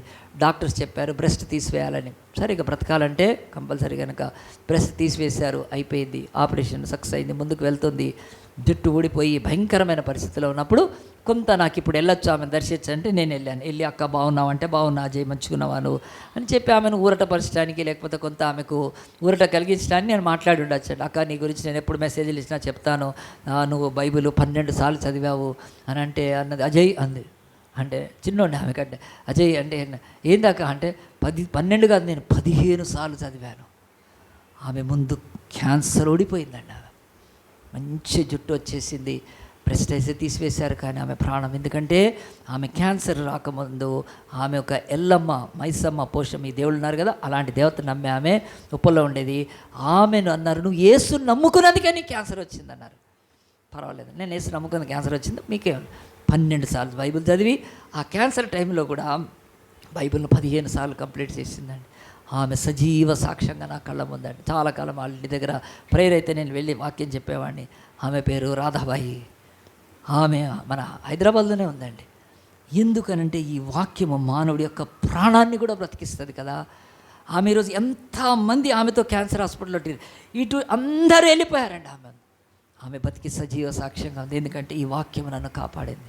కనుక నన్ను ఏ వాక్యం నమ్ముకుంటే దూషించారని ఆ వాక్యం మీద ఆమె విశ్వాసం వచ్చినప్పుడు ఈరోజు ఆమె కాపాడబడింది. కనుక ప్రియ దేవుని బిడ్డలారా, నేను ఈరోజు చెప్తున్నా, ఈరోజు మన చర్చ్ బైబుల్ సండేగా మనం చేస్తున్నాం. మన church Christmas, good Friday, Easter, ఆ తర్వాత హార్వెస్ట్ ఫెస్టివల్, గుడారాల ఎడారుల పండుగ చేయదు ఈ చర్చ్. మన చర్చ్ కంప్లీట్గా అలాంటి చర్చ్, న్యూ టెస్ట్మెంట్ చర్చ్. కనుక మనము మిషన్ సండే చేస్తాం, ఇవాంజలికల్ సండే చేస్తాం, ఈరోజు బైబుల్ సండే, అంతేకాకుండా ఆర్ఫన్ సండే అలాంటివి చేస్తాం. కనుక ఈరోజు ఒక్కసారి మీరు ఆలోచించండి, దేవుడు ఈరోజు మనల్ని ప్రేమించి ఆయన మనకు ఈ వాక్కునిస్తే ఇది ఎవరికైనా ఇస్తున్నామా? మనము చాదర్గాడి దగ్గర ముస్లిమ్స్ స్కూల్లో ఒకసారి క్రిస్మస్ అప్పుడు వాక్యం చెప్తే మనం వాళ్ళకు బైబిల్స్ ఇవ్వగలిగాం. ఎవరి ద్వారా ఇవ్వగలిగాం? మనం ప్రింట్ చేస్తున్నామా? కాదు. కనుక ఈ బైబిల్ సండే రోజు మీరు తెలుసుకోవాలి, ఈ యొక్క బైబిల్ని మనకు అందించే వాళ్ళు గిడియన్స్ అనే ఒక సంస్థ ఉంది. దాదాపు 170 దేశాలకు పైనేమో ఉంది. వాళ్ళు ఇండియాలో కూడా ఉంది. వాళ్ళు ఇండియాలో కూడా ఎన్నో భాషల్లో ప్రింట్ చేసి అతి చీప్గా, అంటే తక్కువ ధరకు వాళ్ళు ఆ యొక్క తీసి దీన్ని ఉచితంగా ఇస్తారు. కనుక హోటల్స్లో, స్కూల్స్లో, కాలేజెస్లో అనేక చోట్ల వీటిని పంచడం ద్వారా ఈ వాక్యము మానవుడికి ఈరోజు మన భారతదేశంలో మన బంధువులైన హిందువులు నదుల దగ్గరికి, కొండల దగ్గరికి, గుట్టల్లోకి, సముద్రాల దగ్గరికి, ఆ తర్వాత పుట్టల్లోకి, ఆ యొక్క సమ్మక్క సారక జాతకి అరణ్యంలోకి వెళ్తారు. ములుగు అరణ్యం అలాగున తిరుగుతుంటే ఎందుకు వెళ్తున్నారు? వాళ్ళు అన్ని చోటికి జీవపు దప్పిక ఉంది, వాళ్ళ జీవపు ఆకలి ఉంది. దేవుడు దేవుడు దేవుడు దేవుడు అని. కనుక ఆ దేవుడు అన్నాడు, ఇదిగో భూమి మీద ఆయన వాక్యం వారి యొక్క దాపికను దాహాన్ని తెరిచి. కనుక యేసు ప్రభు ఆయన ఖచ్చితంగా చెప్పాడు, నా ఎదుగు వచ్చేవానికి ఆకలి ఎంత మాత్రం కాదు, నా యందు విశ్వాసం ఉంచడానికి దప్పిక ఉండదని చెప్పాడు కదా. ఆ యేసు ప్రభు వాక్యం ఈరోజు మనందరి జీవితాల్లో మనకిస్తే మనం ఎవరికైనా ఇస్తున్నామా? ఎవరికైనా ఇవ్వలేకపోయినా కానీ మనం ఒకవేళ గిడియన్స్కి ఒకవేళ సపోర్ట్ చేస్తే ఖచ్చితంగా వాళ్ళ ద్వారా దేవుడు ఎవరికో ఈరోజు నార్త్ ఇండియాలో 12 స్టేట్స్లో కనీసం ఇట్లా ప్రార్థన చేసుకోవటానికి కూడా లేదు కదా. అయినా మటుకి ఇలాంటి సంస్థలు తెగించి ఎన్నో చోట్ల వాక్యాన్ని అందిస్తారు. కనుక వాళ్లకు మనం సపోర్ట్ చేయాల్సిన అవసరం ఉందండి. మరి ఈ వాక్యము ఒకనాడు ఎక్కడుంది? తండ్రి యొద్ద కదా. కానీ ఆ వాక్యం ఏమైందండి? శరీరధారి అయి కృపాసతి సంపన్నుడుగా 33 ఏళ్ళకి ఆయనకు సిలువలో వేసేసారు. సిలువలో ఆయన యొక్క ప్రాణాన్ని ఏం చేశారు? భయంకరంగా తీశారు. కనుక ఆయన సిలువ ఎందుకు ఎక్కాడంటే ఆయన మన యొక్క శాపాన్ని, పాపాన్ని భరిస్తూ ఈ యొక్క సిలువలో జరిగిన దాన్ని సువార్తగా ఆయన బైబిల్లో కానీ ట్రాక్స్లో కానీ ఇస్తున్నప్పుడు దాన్ని అందించాలి. ఈ యొక్క బైబిల్ యొక్క ముఖ్య సారాంశము, ఆది యందు వాక్యం ఉన్నాడు, అక్కడే కూర్చోలేడు ఆయన. ఆ వాక్యము శరీరధారి అయి మన పాపాన్ని, శాపాన్ని మోసాడు. కనుక ఈరోజు మన పాపము నదులు కానీ లేకపోతే బలులు కానీ ఇంకే పశువు మీద కాదు, మన పాపాన్ని మోసింది వాక్యమే. ఆ వాక్యమే క్రీస్తుగా వచ్చాడు. కనుక ఆ క్రీస్తు మన యొక్క శాప పాపాన్ని తీసివేస్తే ఈ సువార్తను మనం ఇతరులకు ఎట్లా ప్రకటించగలుగుతాం? Through Bible. ఒక బైబిల్ ఇచ్చినప్పుడు కూడా వాళ్ళు క్రీస్తుని తెలుసుకోగలుగుతారు. కనుక దేవుని యొక్క వాక్యము, ఈ యొక్క పరిశుద్ధ గ్రంథంలోని యేసుక్రీస్తు యొక్క నామము వారికి విడుదలిస్తుంది. కనుక మనం బాధ్యత వహించాలి. యేసయ్యా, నువ్వు పరలోకం నుండి దిగి వచ్చి నీ ప్రాణాన్ని ఇస్తే నేను ఒక్క బైబిల్ ఇవ్వలేనా? ఎవరికైనా వ్యతిరేకిస్తుండొచ్చు, పర్వాలేదు, ఏం పర్వాలేదు, తీసుకో. కానీ నీ బాధ్యత ఎంతగా ఉంది? జస్ట్ ఈ బుక్ ఇవ్వడం. బుక్ మనం ఎవరికైనా ఇస్తాం కానీ మన చేతుల్లో మేకులు కొట్టరు కదా ఎవడు. ఆలోచించండి. దేవుడు దేహమంతా కూడా గాయాలతో ఆయన మానవుడి రక్షణ కొరకు ఆయన వాక్కు అయిన దేవుడు నీ కొరకు, నా కొరకు వస్తే ఆ వాక్కు చీకటి గల చోట్ల వెలిగివేయడమే కాదు, ఈరోజు నేను చూపించినట్టుగా సిక్లగ్గులో, బూడిదలో ఆ యొక్క దావీదుకు దేవుడు వాక్యము అడుగు అడుగు అడుగు అడుగు నడిపిస్తే ఆయన ఏమయ్యాడండి? దాంట్లోంచి బయటకు వచ్చాడు. ఈ యొక్క 2వ సమూయేలు గ్రంథం తీయండి. 2 మాటలు చెప్పి నేను ప్రార్థన చేస్తాను. ఆ యొక్క వాక్యము మన పాదములకు దీపం మాత్రమే కాదు, ఆయన ఏమంటున్నాడంటే నీ త్రోవకు వెలుగై ఉంటుంది. మనకు స్ట్రీట్ లైట్స్ పడుతుంటేనే కదా మనం స్పీడ్గా ముందుకు వెళ్తూ ఉంటాం. అలాగున్నే అతని యొక్క బ్రతుకులో 2వ సమూయేలు గ్రంథం 2వ అధ్యాయంలో చూడండి 4వ అంతటి యూదావారు అక్కడికి వచ్చి యూదావారి మీద రాజుగా దావీదును పట్టాభిషేకం చేసిరి. అతడు అమాలేకీయుల యొక్క కొలసము తెచ్చుకున్నాక తొందరపడలేదండి. అతడు యూదా పట్టణాలకి మళ్ళీ వచ్చిన తర్వాత కొద్ది రోజుల్లోనే యూదావారు చూశారు దావీదు ఎంత మంచివాడు, ఎంత మంచివాడు. ఎందుకంటే అతని పాదములకు దీపంగా వాక్యాన్ని పెట్టుకున్నాడు కనుక తొందరపడలేదు. కొద్ది రోజుల్లో యూదావారు అతని హెబ్రోనులో రాజుగా ఆయన యొక్క త్రోవ మీద వెలుగుంది. ఆ తర్వాత చూడండి 5వ అధ్యాయంలోకి వస్తే 5వ అధ్యాయంలో చూడండి తర్వాత ఏమైంది. 5వ అధ్యాయంలో దేవుని యొక్క వాక్యం చెప్తుంది.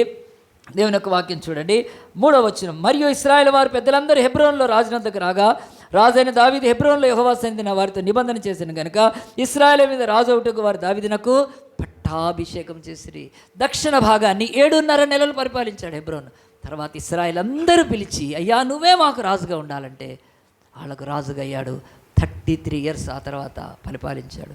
భూమి మీద నివసించిన ఒక మంచి రాజు. దావీదు బ్రతుకులో ఏముంది? వాక్యం ఉంది. పాదములకు దీపంగా పెట్టుకున్నాడు, నా త్రోవకు వెలుగు. తొందరపడలేదు. హెబ్రోన్లో ఉన్నప్పుడు ఇశ్రాయేలును ఎలాగైనా ఏమి కాదండి, ప్రార్థన చేస్తూ దేవుని వాక్యం మీద ఆధారపడ్డప్పుడు ఇశ్రాయేలే వచ్చి, అయ్యా నువ్వు మాకు కూడా రాజుగా ఉండని చెప్పి నార్త్ భాగానికి ఇశ్రాయేల్ కూడా వాళ్ళు రాజుగా కోరుకున్నప్పుడు అప్పుడు లేచి యెరూషలేముకు వచ్చాడు. యెరూషలేము రాజు అయ్యి ఈ భూమి మీద యేసు ప్రభు యొక్క తండ్రిని యోసేపు కుమారుడా అని ఎవరు పిలవలేదండి, ఇంకేదో పిలవలేదు, కానీ దావీదు కుమారుడా అని పిలుస్తారు. ఎందుకంటే దావీదు కడుపులో నుంచే వాక్యం పుట్టింది. ఆ వాక్యము కృపా సత్య సంపూర్ణుడుగా మన మీద. దావీదు అంతగా వాక్యాన్ని ప్రేమించాడు. దావీదు కాలంలో ఆయన బంగారం మీద నడవగలిగినంత బంగారం ఉండేదాన్ని. ఈరోజు అదాని అంబానీ ఎవడు నడవలేడు అలాగ. ఇంట్లో బంగారం ఫ్లోరింగ్ వేసుకోలేడు. దావీదుకున్నాడు, వేల కొలది వెండి బంగారాలు నీవిచ్చిన ధర్మశాస్త్రం నాకు మేలు. అంటే వాక్యానికి అంత ఇచ్చాడు కనుక ఆయన చేత ఎన్ని కీర్తనలు రాపించాడు. సో ఈరోజు మనకంటున్నాడు దేవుడు, నీకు వాక్యం తెలుసు, నీకు వాక్యం నీ దగ్గర ఉంది, కానీ తెలియని వారికి ఒక్కళ్ళకన్నా మన వాక్యం ఇస్తామా? ఆలోచించండి. అందరం తల వంచుదాము, కళ్ళు మూసుకుందాం, ప్రార్థన చేసుకుందాం. దేవా, ప్రతి సంవత్సరం కూడా ప్రభా మేము బైబిల్ సండే చేసినప్పుడు అయ్యా గిడియన్స్ వారికి ఇంకేదైనా సంస్థకు సహాయం చేయటం మా బాధ్యత కనుక ప్రభా, మేము నీ బిడ్డలుగా ప్రభా ఈ లోకములో పండగ క్రైస్తవులుగా కాదు ప్రభా నాయన, సండే క్రిస్టియన్స్ కాక నాయన, మేము దానికి మించి ఎవ్రీడే క్రిస్టియన్స్కి ఉన్నప్పుడు ప్రతి లోకములో వాక్యము లేఖనా తండ్రి, అబద్ధముతో అసత్యముతో చీకటితో బ్రతుకుతున్న ఈ లోకములో ప్రభా నాయన, నీ వాక్యము ఎంత దీపము నాయన, బ్రతుకులో కష్టాలు కన్నీరు వేదనతో బతుకుతున్నారు దేవా. అయ్యా తండ్రి, త్రోవకు వెలుగు లేక గడాంధకారంలోకి వెళ్ళిపోతున్నారు దేవా. వెండి బొమ్మలు, బంగారు బొమ్మలు, ఇత్తడి బొమ్మలు, కర్ర బొమ్మలు, కొయ్య బొమ్మలు, రాతి బొమ్మలు, మట్టి బొమ్మల్ని, దేవుళ్ళు దేవతలని పూజిస్తూ నశించిపోతున్న వారి మధ్యలో నీ వాక్యపు దీపం అది ఎంత గొప్పది ప్రభా. మేము ఇవ్వాలి కదా ప్రభా. నేను చదువుతూ, నేను ధ్యానిస్తూ, దాన్ని అన్వయించుకొని, దాని వాగ్దానాన్ని నమ్ముతూ నా బ్రతుకును వెలుగుమయంలోనే మాత్రం కాదు ప్రభా, నేను ప్రభా లోకములకు ప్రభా నీ వాక్యాన్ని అందించాలి ప్రభా. ఇది ఎంతమంది ఎక్కడో తిరుపతిలో ఒక లడ్డు లడ్డు తెచ్చుకుంటే దాన్ని కళ్ళకద్దుకొని మనకు కూడా ఇవ్వటానికి ప్రయత్నం చేస్తారు. ఒక టెంపుల్కి వెళ్తే కొబ్బరికాయ ఏదో మనకి ఇవ్వటానికి ప్రయత్నం చేస్తారు. కానీ ఒక క్రైస్తవుడు బైబిల్ని ఎందుకు ఇవ్వట్లేదండి? అట్లా అయ్యా తీసుకో, ఇది చదువు, ఇష్టం లేకపోతే వదిలే. కానీ క్రైస్తవులు ఈరోజు బైబిల్ ఇవ్వట్లేదండి చాలామందికి. కనుక గిడియన్స్ లాంటి సంస్థలు ఈరోజు పూనుకొని వారి బాధ్యతగా ఎంతోమందికి వాక్యాన్ని అందిస్తున్నాయి. ముఖ్యంగా అన్ని జనులకు అందించినప్పుడు వారి జీవితాల్లో పెను మార్పులు, గొప్ప మార్పు ఈరోజు చూస్తున్నాం. మనందరం ప్రార్థన చేసుకున్నాం. యేసయ్యా నువ్వు మా వరకే ఉండిపోయే దేవుడో కాదు కదా నాయన, సర్వలోక మానవాళి కొరకు నువ్వు రక్తాన్ని చిందించావు కదా. నీ ప్రేమను ఎలాగున్నా ప్రభా తీసుకెళ్ళి ఒక బొమ్మను, ఒక చిన్న జీసస్ ప్లాస్టిక్ బొమ్మను తీసుకెళ్ళి ఇస్తామా? ఈ రోమన్ క్యాథలిక్స్ పెట్టుకున్నట్టు ఒక మరియమ్మ యేసుప్రభుని ఎత్తుకున్న బొమ్మ ఇస్తే వాళ్ళకి దేవుణ్ణి పరిచయం చేసినట్ట కాదు. అది అవివేకం, అది బుద్ధిహీనత, అది దేవుడికి వ్యతిరేకం. కానీ నిజమైన దేవుని బిడ్డలు ఒక్క చిన్న బైబిల్, న్యూ టెస్టిమెంట్ అయినా అమ్మా ఇది చదువు, నీ బాధలు నీ కష్టాలను దేవుడు తీరుస్తాడు. ఇదిగో ప్రభువు నీతో మాట్లాడతాడు. ఆయన విగ్రహము కాదు, ఆయన పశువు కాదు, ఆయన ప్రకృతి కాదమ్మా, ఆయన ఆత్మదేవుడు, ఆయన నీతో మాట్లాడుతుందని ఒక చిన్న బైబిల్ ఇచ్చినప్పుడు వాళ్ళు తృణీకరించినా మన ముందు పడేయకపోయినా అది పెట్టుకొని నువ్వు ప్రార్థన చేస్తే వాళ్ళ జీవితాలలో రక్షణ కలుగుతుంది కదా. మనందరం ప్రార్థన చేసుకుందాం. దేవా నా బాధ్యతగా నిన్నో నాయన, ఎంతోమంది ఈరోజు ఎంతోమంది ఫంక్షన్స్ అయిపోతే ఆ యొక్క రిటర్న్ గిఫ్ట్ ఏదో అంటారు కదా, అందరికీ ఇస్తారు. మరొక బైబిల్ ఇస్తే ఎట్లుంటుందండి? వచ్చిన వాళ్ళందరికీ చేశారా? ఎవరైనా క్రైస్తవులు ప్రయత్నం చేస్తున్నారా? బైబిల్ ఇస్తే వాళ్ళు అఫెండ్ అయితే ఏముందండి కదా. నువ్వు ఇచ్చే ఒక మంచి ఆర్టికల్ ఏదో తీసుకొని ఎంత వెళ్తున్నారు కదా, దాంట్లో ఒక బైబిల్ పెడితే చదివినా చదవకపోయినా మనకేం లేదండి. కానీ నువ్వు ఇచ్చిన ఆ ప్రేమ దేవుడు ఫలింపజేస్తాడు కదా. రిటర్న్ గిఫ్ట్స్లో ఎవరైనా బైబిల్ ఇవ్వగలుగుతున్నారా ఈరోజు? అసలు అలాంటి మనసే లేకపోతే మన చర్చ్ 100 బైబిల్స్ ఈరోజు వరకు ఇచ్చుంటుంది. ఇప్పుడు పరిస్థితులు కొంచెం సంకటంగా ఉన్నా కానీ మనకు దేవుడు భద్రాచలం లాంటి ఏరియాస్లో దేవుడు సేవ ఇచ్చాడు, అక్కడ కూడా ఇస్తుంటే ఉన్నాం కనుక ఆలోచించండి. యేసయ్యా నేను బైబిల్ ఒకరికి ఇవ్వలేకపోయినా గిడియన్స్ లాంటి సంస్థకు నేను చిన్న సహాయం కూడా చేసే బిడ్డగా ఉన్నాను దేవా, ఇదిగో నా కానుక అని చెప్పి మీరు తప్పకుండా ఇవ్వచ్చు. మన చర్చ ఎలాంటి కానుకలు తీసుకోదు, ఇలాంటి వాటికే మనం ముందుకు వెళ్తాం కనుక దేవుడు ఈ యొక్క సమయంలో ఒక్క మాట, బిడ్డ సిక్కులకు బూడిదలాగా ఈరోజు నీ బ్రతుకున్నా, సమస్తాన్ని కోల్పోయినా, దేశంలోంచి పారిపోయి వెళ్ళగొట్టబడ్డా, ఫిలిస్తీన్ల రాజులు అనుమానిస్తున్నా, సొంత ప్రజలు రాళ్ళు ఎత్తుకోవటానికి వచ్చిన తన అనుచరులు దావీదు ధైర్యం తెచ్చుకున్నాడు, ఎందుకంటే అతని బ్రతుకులో వాక్కు దేవుడే. దేవా, నీ వాక్యము నా పాదములకు దీపము నాయన, నా త్రోవకు వెలుగు. అలాగున ప్రభువును హత్తుకొని ఒక మంచి దేవుడి యొక్క సాక్షిగా ఈ భూమి మీద బ్రతికాడు.